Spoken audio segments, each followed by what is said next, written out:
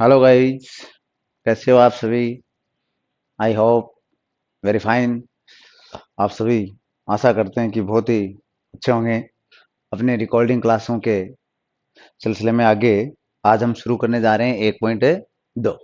1.1 पहले हो गई। इससे पहले यहाँ पर हम रिकॉर्डिंग क्लास के अंदर बच्चों सिर्फ और सिर्फ सिलेबस से जुड़े हुए एक्स्ट्रा एक्टिविटी को कम करते हुए सिलेबस से जुड़े हुए क्वेश्चन को ज्यादा करेंगे। तो देखिए, कम समय लेते हुए शुरुआत करते हैं। आपको अगर कोई बात नहीं समझ में आए तो रिपीट करके क्लास को देख लेना। और ये निःशुल्क आपके लिए मैथमेटिक्स की क्लास है। 1.2 अपनी है, सिद्ध कीजिए कि √5 एक अप्रिमेय संख्या। यहाँ पर अपने को क्या करना है, प्रिमेय संख्या और अप्रिमेय दोस्तों संख्या पद्धति के अंदर आपने जो रूप पढ़े उसमें अप्रिमेय संख्या को सिद्ध करना है। अप्रिमेय संख्या कौन सी संख्या होती है कि वो संख्या जिसे हम p बटा q रूप में व्यक्त नहीं कर सकते। जिस संख्याओं को हम p बटा q रूप में व्यक्त नहीं कर सकते वो संख्या कौन सी संख्या होती है? अप्रिमेय संख्या होती है। या फिर दशमलव प्रसार के अंदर जो अपने पास 4 रूप होते हैं, उन 4 में से जो दशमलव प्रसार का जो लास्ट चौथा रूप है कौन सा? अनावर्ती। अनावर्ती अशांत दशमलव प्रसार है। जो अनावर्ती अशांत दशमलव प्रसार है वो जो रूप होता है वो भी किसका होता है? अप्रिमेय संख्या का होता है। तो ये अपने को सिद्ध करना है यहाँ पर। तो अप्रिमेय संख्या सिद्ध करने के लिए देखो शुरू करते हैं। कैसे करते हैं?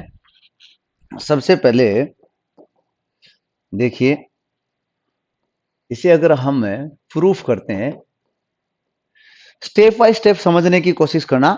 बहुत ही आसान क्वेश्चन है, स्टेप से समझना। ये थोड़ा क्वेश्चन है, अलग टाइप का है। अगर √5 को अप्रिमेय संख्या सिद्ध करनी है तो सबसे पहले हम इसके विपरीत मानेंगे। क्या करेंगे? मानेंगे कि माना कि √5 एक प्रिमेय संख्या है। क्या मान लेंगे इसको? प्रिमेय संख्या मानेंगे बच्चों। प्रिमेय संख्या है। अगर ये प्रिमेय संख्या है तो प्रिमेय संख्या की परिभाषा क्या कहती है कि संख्या को √5 एक प्रिमेय संख्या है तो √5 को हमें p बटा q रूप में लिखेंगे। यानी इस प्रश्नावली में अपने पास मोस्टली 2 टाइप के क्वेश्चन बनते हैं बच्चों। कौन कौन से, पहले वो समझा देता हूं। देखिए, एक तो अप्रिमेय है तो दोनों की दोनों ही अप्रिमेय संख्या सिद्ध करना और दोनों को प्रिमेय मानकर ही चलेंगे। यानी एक तो हमें आपके सिलेबस के अकॉर्डिंग √2, √3 और √5 इनमें से अप्रिमेय संख्या सिद्ध करने का पूछेगा, या फिर इनके साथ गणितीय संक्रियाओं का प्रयोग करते हुए, जैसे 2 + √3 को पूछ लिया, 2 - √3 को पूछ लिया, 2 √5 को पूछ लिया, 1 बटा √2 को पूछ लिया। ये बस इस प्रकार के क्वेश्चन है। तो ये जो गणितीय संक्रिया वाले क्वेश्चन है इसको हल करने के दूसरा विधि होगी और इनको हल करने की दूसरी विधि होगी। सिर्फ और सिर्फ अपने को 2 विधियों के माध्यम से इस क्वेश्चन को सरल करना है। तो देखिए, सबसे पहले अपन ने क्या लिखा कि √5 एक अप्रिमेय संख्या है। अपन ने लिखा √5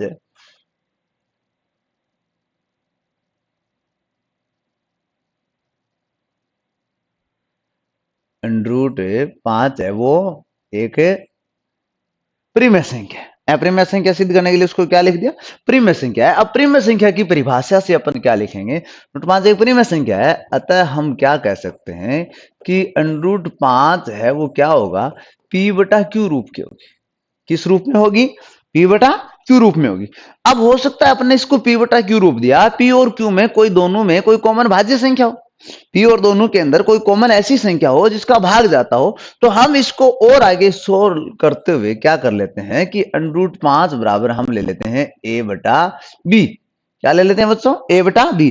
अब यहां पर अपने पास a बटा b ले लिया। a और b किस प्रकार की संख्या ले ली? इसको शॉर्ट करते हुए तो लिया है p बटे q को, कि हो सकता है p और q कोई दो संख्या है, इन दोनों में कोई दो का भाग जा रहा हो जिसके बाद a और b आ रहा। क्योंकि अपने को p और q क्या संख्या है ये भी नहीं पता, मान के चले तो अगला मान भी अपन को मान के चलना पड़ेगा, a बटा b मान लिया। अब हम यहां पर क्या लिख देंगे कि इसलिए यहां पर a और b है, दोनों के दोनों कैसी संख्या है? a और b सह अभाज्य संख्या है।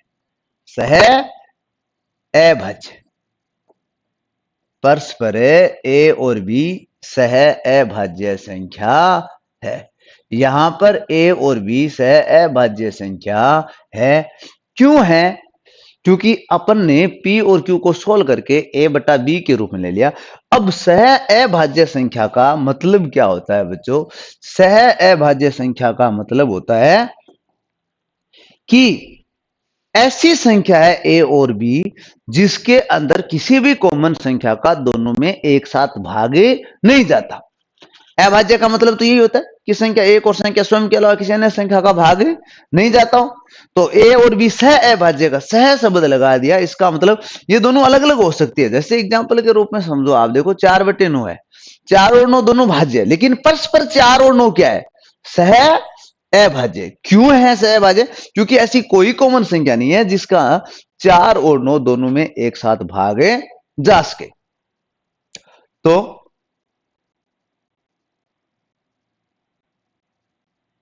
ऐसी कोई कॉमन संख्या नहीं है। ये क्या हो गया? सह अभाज्य। अब इसको आगे प्रश्न को अपन अगर सरल करेंगे तो बच्चों क्या करेंगे कि √5 बराबर a बटा b है, तो दोनों तरफ क्या कर देते हैं? इनका वर्ग कर देते हैं। दोनों तरफ क्या कर देते हैं? इनका a बटा b है, इनका दोनों तरफ है वर्ग कर देते हैं।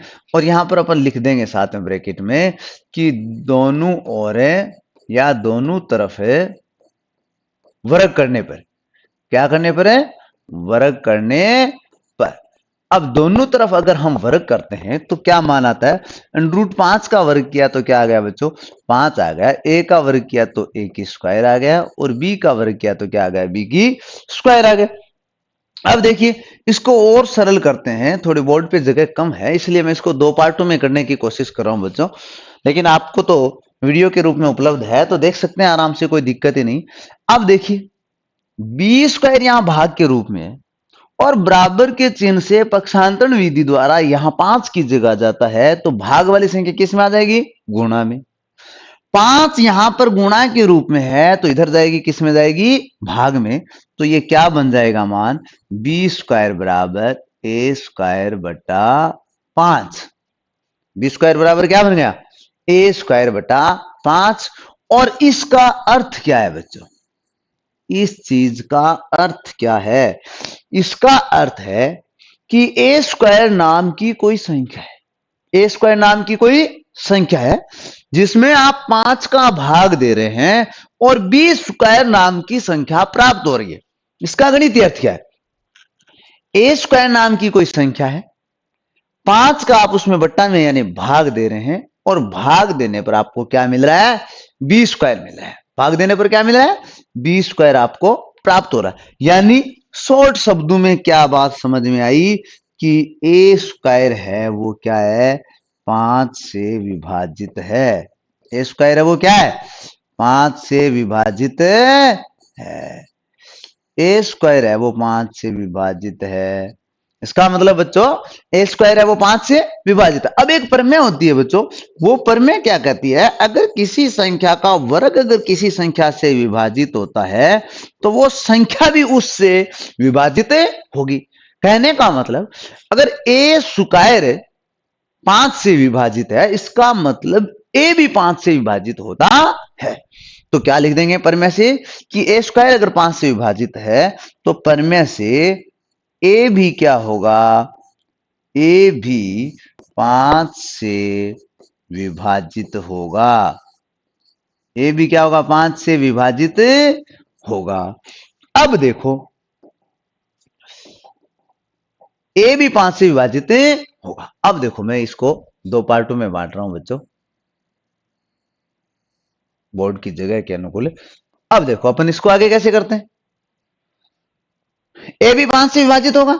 ए भी 5 से विभाजित होने का मतलब मैं यहीं लिख देता हूं, यानी ए भी 5 से विभाजित होने का मतलब है कि ए में आप 5 का भाग दे सकते हैं, और भाग क्या होगा? पूरा पूरा जाएगा, क्योंकि ये तो इससे विभाजित है।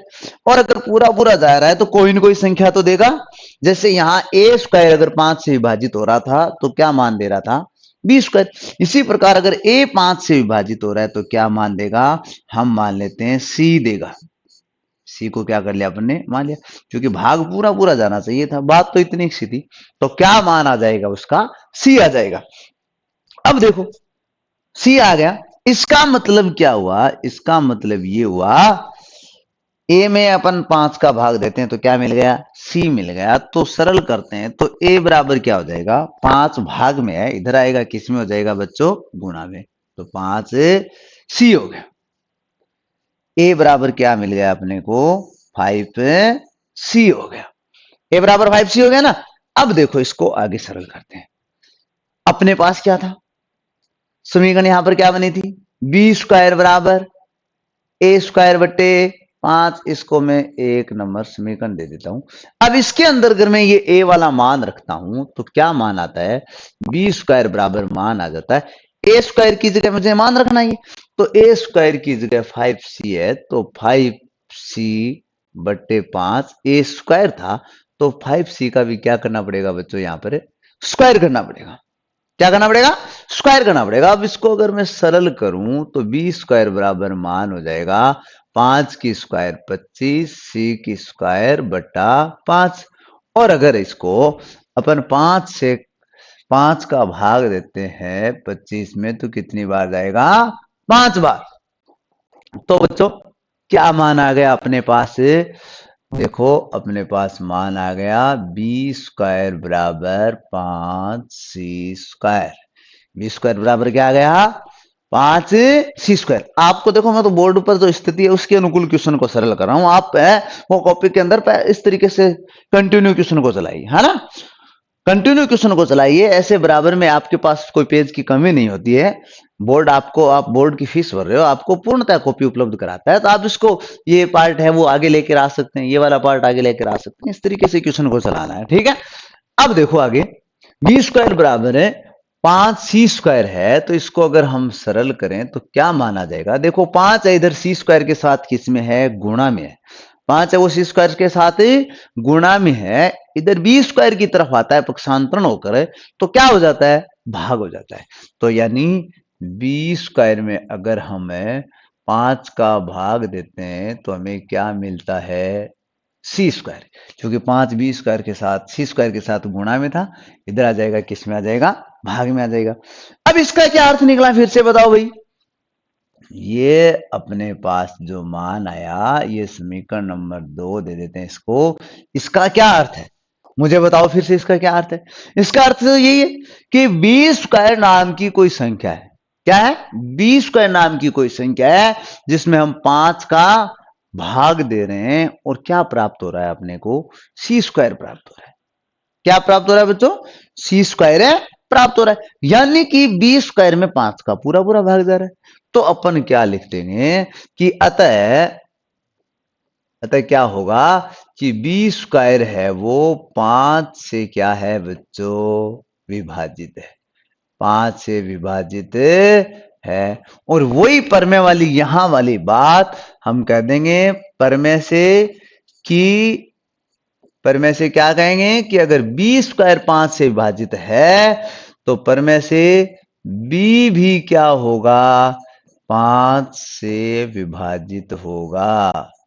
b भी क्या होगा बच्चों, 5 से विभाजित होगा। यानी इसका क्या मतलब निकला, b² 5 से विभाजित है। और यहां अपन क्या कर रहे थे, a भी 5 से विभाजित है, यहां b 5 से विभाजित है, यहां a 5 से विभाजित है। बल्कि अपन ने यहां पर देखो रेड लाइन से अंडरलाइन कर रखा है, सहअभाज्य क्या, ए और बी। और यहां अपना क्या निष्कर्ष निकल करके आया कि ए भी 5 से विभाजित है और बी भी 5 से विभाजित है, तो सहअभाज्य कैसे हुआ। सहअभाज्य का मतलब तो मैंने आपको यह बताया था कि दोनों में किसी भी कॉमन संख्या का भाग नहीं जाता है। और यहां अपन ने सिद्ध कर दिया कि ए में भी 5 का भाग जाता है और बी में भी 5 का भाग जाता है। यानी एक ही क्वेश्चन में दो तर्क सामने आए, ये इसका विरोध हुआ। ये विरोधाभास जो पैदा हुआ इस क्वेश्चन में, ये किस कारण से पैदा हुआ, क्योंकि हमने √5 को क्या मान लिया था बच्चों, परिमेय संख्या। तो इसलिए अपन क्या कहेंगे कि अतः √5 परिमेय संख्या न होकर के क्या है, अपरिमेय संख्या है। तो यहां पर अब हम लिखेंगे, इसको क्रमांक दे दो आप कि इसको नंबरिंग यहां पर ने 1 नंबर 2 नंबर समीकरण दिए ना, तो इसको ये ए दे देते हैं और इसको यहां पर क्या दे देते हैं, बी। तो यहां पर अपन लिख सकते हैं कि समीकरण 1 व समीकरण ए व बी के द्वारा क्या बात सामने आई कि ए और बी दोनों 5 से विभाजित। आपको लिखना है ऊपर ए और बी से, ए और बी दोनों 5 से विभाजित हैं, जबकि अपन ने तो इसको क्या माना था, सहअभाज्य। तो ये क्या हो गया, विरोधाभास हो गया ना। तो बस भाषा में लिखना अपने को कि ए और बी दोनों 5 से विभाजित है, जबकि इसी पर्सन में ऊपर, जबकि इसी पर्सन में ए और बी दोनों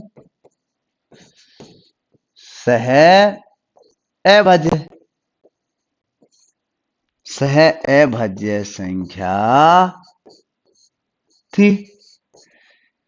तो यह विरोधाभास, तो यह त्रुटि, या फिर अपन क्या कह सकते हैं, विरोधाभास तो त्रुटि शब्द का भी प्रयोग कर सकते हैं। तो यह त्रुटि इस कारण हुई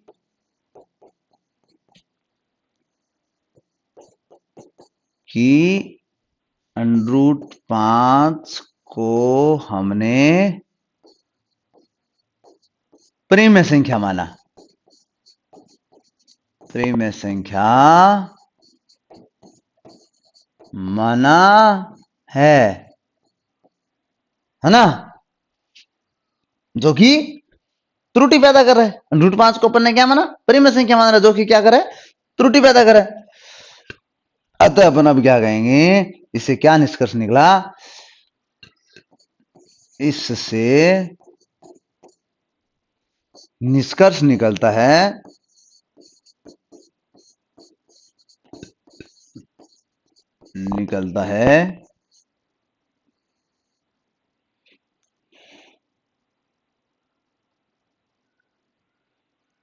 इससे निष्कर्ष निकलता है कि √5 एक अपरिमेय संख्या है, अपरिमेय संख्या है। अब एक बात सुनो मेरी बच्चों, ध्यान से सुनना। ये जो आप लैंग्वेज लिख रहे हो ना, ये आपकी खुद की शैली की होनी चाहिए, नहीं तो बुक वाली रटनी है। नहीं, मैंने आज ये क्वेश्चन करवाया तब तो ये लैंग्वेज लिखा रहा हूं, मैं ही खुद कल क्वेश्चन कराऊंगा, हाँ बात ये लिखाऊंगा, इनका अर्थ यही होगा।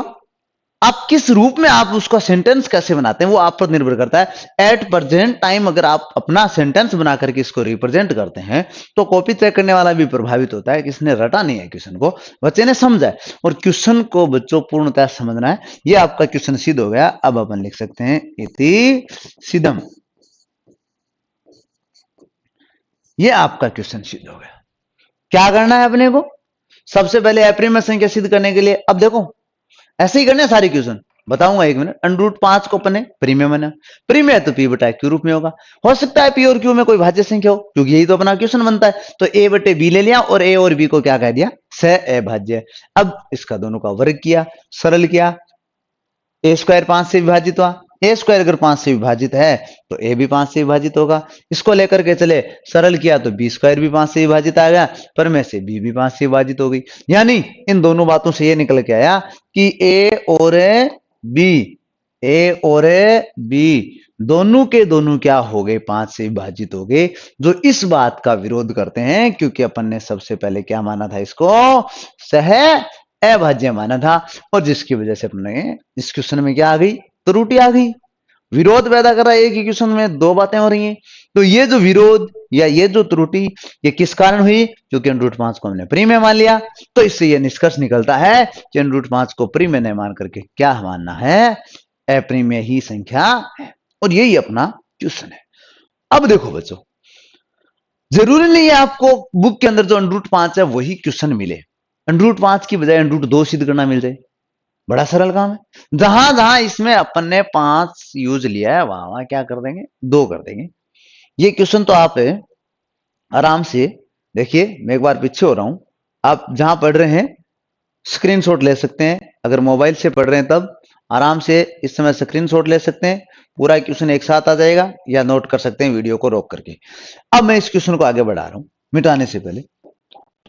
देखिए, चलो, अगर यहां पर अपना जो क्वेश्चन है √5 की जगह होता √2 को एक अपरिमेय संख्या सिद्ध करना है, तो क्या कर देते, यहां पर 5 है, यहां पर क्या कर देते, √2 ले लेते, यहीं पर बदल रहा हूं, तो यहां भी √2 हो जाता, यहां भी √2 होता, यहां भी √2 होता, √2 का स्क्वायर करते तो 2 आ जाता, यहां भी क्या आ जाता, 2 आ जाता, ये फिर 2 से विभाजित हो जाता, ये भी 2 से विभाजित होता, 2 का भाग देते कोई संख्या मिलती, तो यहां पर 2c मिल जाता। अब देखो यहां पर क्या आ जाता, 2 आ जाता, यहां पर भी 2 आता, ये यहां पर 4 होता, नीचे 2 होता, तो कट करके वापस यहां पर भी क्या रह जाता, 2, यानी जहां 5 है वहां 2, यहां भी 2 होता, यहां भी 2 होता। अब देखो 2 की जगह अगर 3 होता तो यही प्रक्रिया उसके लिए चलती, बाकी सारा क्वेश्चन सेम है, कोई दिक्कत नहीं। जहां 5 आया वहां पर क्या कर दिया अपन ने, 2 कर दिया, √2 कर दिया। √3 पूछता, क्या पूछता इस क्वेश्चन के अंदर है, ये दोनों मान्य होकर के भी √3 पूछता, तो जहां जहां 5 या 2 अपन ने लिखा वहां पर क्या कर देते, फिर 3 कर देते। जो बच्चों अच्छे से समझ में आया क्वेश्चन, बस यही क्वेश्चन है आपका। चले आगे,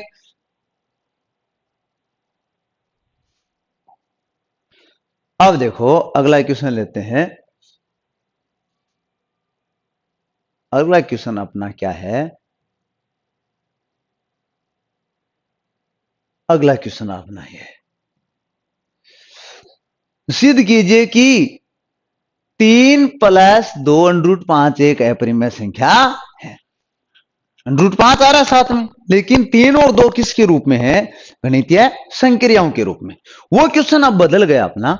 अब इसको अगर अपने को सिद्ध करना है तो क्या करेंगे,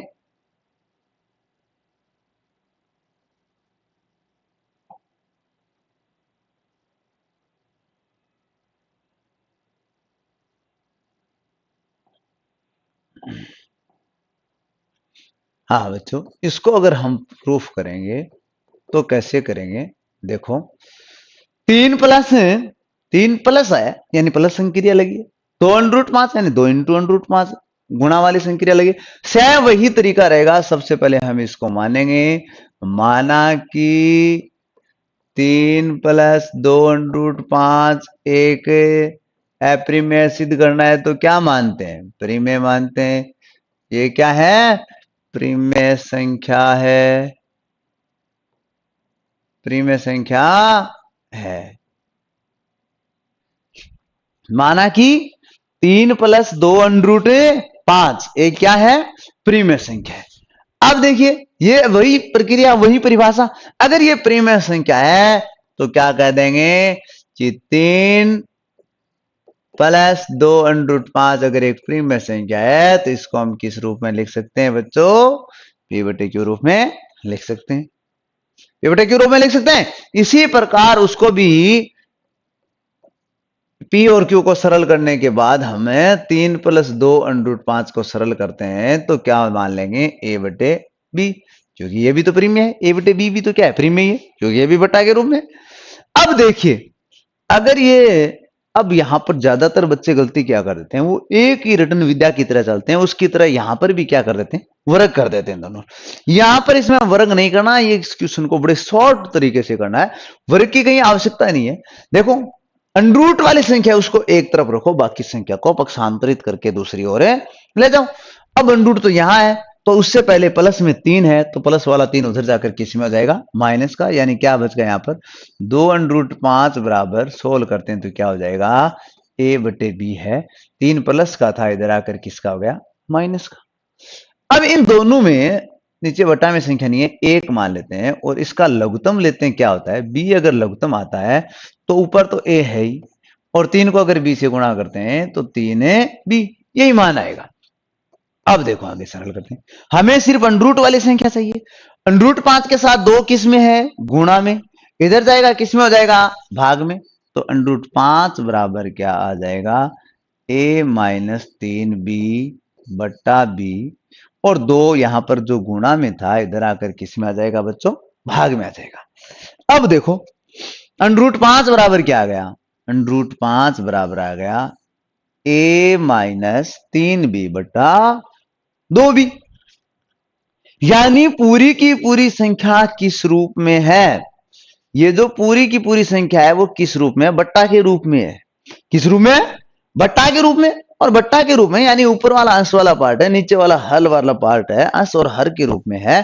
तो यानी कहने का मतलब कि यहां पर इससे ये बात निकली कि √5 है वो किस रूप में है? √5 p बटा q रूप में।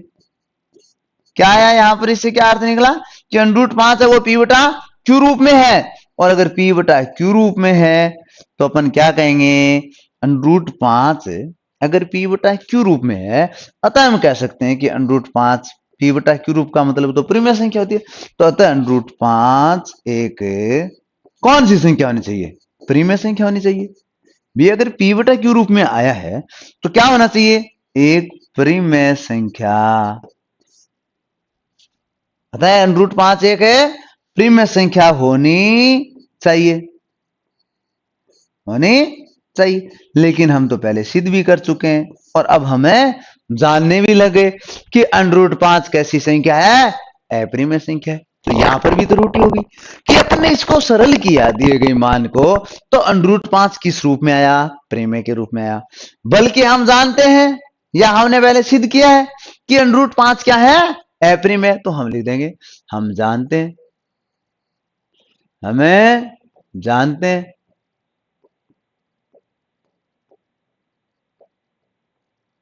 कि √5 एक अपरिमेय संख्या है, अपरिमेय संख्या है।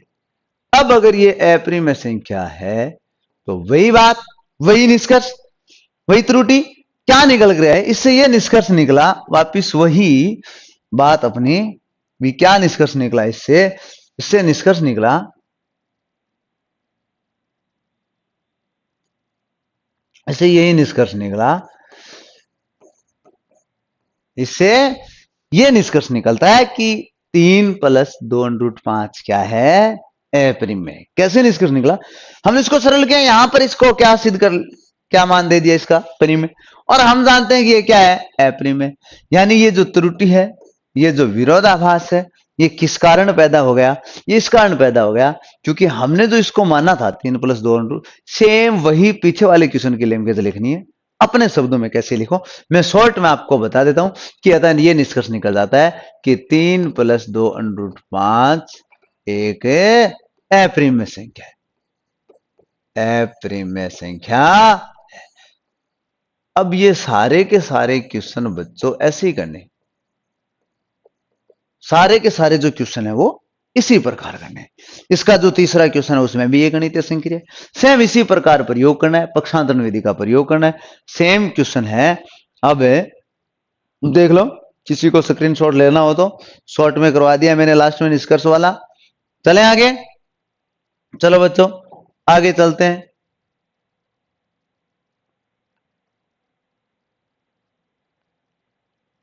ये लो आपका क्वेश्चन,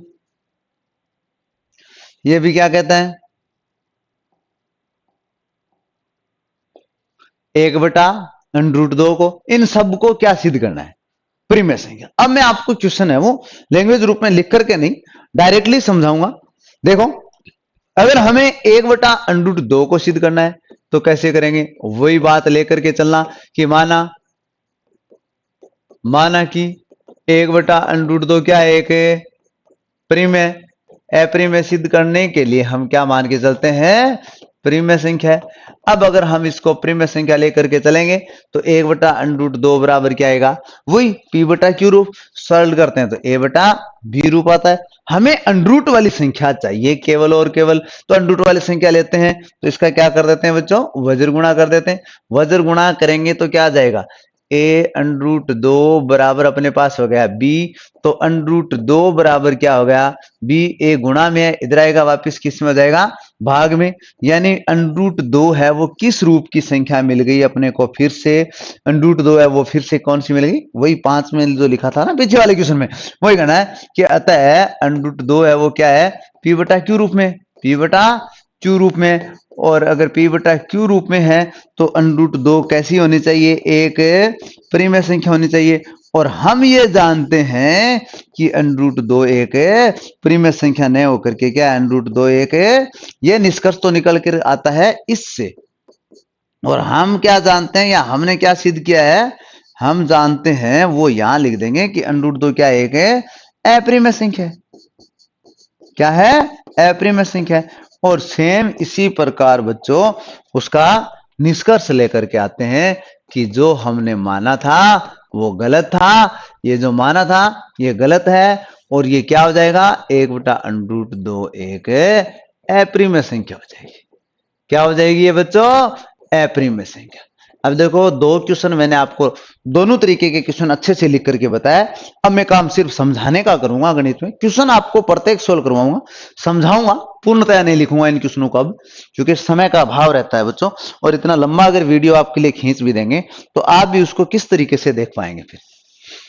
क्लियर है? इसी प्रकार अगला क्वेश्चन लेते हैं अपन। ये अपना हो गया 7√5 वाला लेते हैं। देखो तो कैसे होगा, ये लेंगे क्वेश्चन। तो अब इसको सिद्ध करते हैं, प्रूफ करते हैं इनको। तो इसको अगर हम सिद्ध करते हैं तो कैसे होगा, वही तरीका, माना 7√5 एक प्रीमिय संख्या है। क्या मानते हैं बच्चों इसको? प्रीमिय संख्या है। प्रीमिय संख्या मानते हैं तो 7√5 बराबर हो जाएगा a/b। और सरल करते हैं तो √5 बराबर क्या हो जाएगा a/7। क्या इसमें गुणा में है तो b के साथ किस में आ जाएगा 7 भाग में। अब देखो ये फिर से किस प्रकार की संख्या मिल गई अपने को, √5 फिर से किस रूप में मिल गया, p/q रूप में मिल गया। और अगर ये p/q रूप में मिल गया तो क्या होना चाहिए, प्रीमिय होना चाहिए। जबकि हम तो सिद्ध करते आ रहे कि √5 एक है अप्रीमिय संख्या। फिर से वही त्रुटि किस कारण हुई, क्योंकि हमने इसको क्या मान लिया, प्रीमिय, जबकि ये क्या है अप्रीमिय। आगे वाला देखो तीसरा क्वेश्चन, इसको अगर हम लेके चलते हैं तो इसी को भी ऐसे ही मानेंगे। 6 + √2 को यही लैंग्वेज लिखेंगे कि एक है प्रीमिय संख्या है। और अगर ये प्रीमिय संख्या है तो सरल करने पर a/b रूप की होगी। तो √2 बराबर क्या हो जाएगा a/b। ये 6 प्लस में इधर आकर माइनस में, इसको सरल करते हैं तो b लघुत्तम लेते हैं तो a-6b। अब देखो √2 बराबर आ गया a-6b। मुझे ये बताओ √2 है वो a-6b बट्टे b है, यानी p/q रूप में आ गया। √2 क्या है फिर से p/q रूप में। और p/q रूप में होने का मतलब ये संख्या कैसी होनी चाहिए थी, प्रीमिय। बल्कि हम जानते हैं √2 कैसी संख्या है, अप्रीमिय संख्या। सब तीनों क्वेश्चनों में एक ही लैंग्वेज, एक ही सॉल्यूशन। बस ये ध्यान रखना कि √2 वाली संख्या को एक तरफ रखना, बाकी उसके साथ संक्रिया के रूप में जितनी भी संख्या है उन सबको पक्षांतरित कर देना है। क्लियर हुआ आपका ये क्वेश्चन? चलो इसी के साथ बच्चों ये आपकी प्रश्नावली है वो समाप्त हो जाती है। ये 1.2 यानी अपने को सिर्फ 2 ही प्रश्नावली करनी है पहली के अंदर। इस बार 30% सिलेबस कम कर दिया गया जिसके अनुरूप है। अब अगर 2 ही प्रश्नावली करनी है तो ये पहली प्रश्नावली अपनी यहीं पर है, 2 वीडियो में खत्म होती है। अगली दूसरी प्रश्नावली अपन वो शुरू करते हैं। ठीक है गाइस, आपको समझ में आया होगा। मैं मानता हूं कि अच्छे तरीके से आपने समझा होगा इन क्वेश्चनों को। एक बार में नहीं समझ में आए वीडियो को रिपीट कर लेना, कहीं आपको जल्दबाजी में कुछ क्वेश्चन ऐसा लगे तो उसको रिपीट कर लेना। आपके लिए मैथमेटिक्स की क्लास मेरी ओर से एकदम से निःशुल्क है, तो आप उसको अच्छे से करना।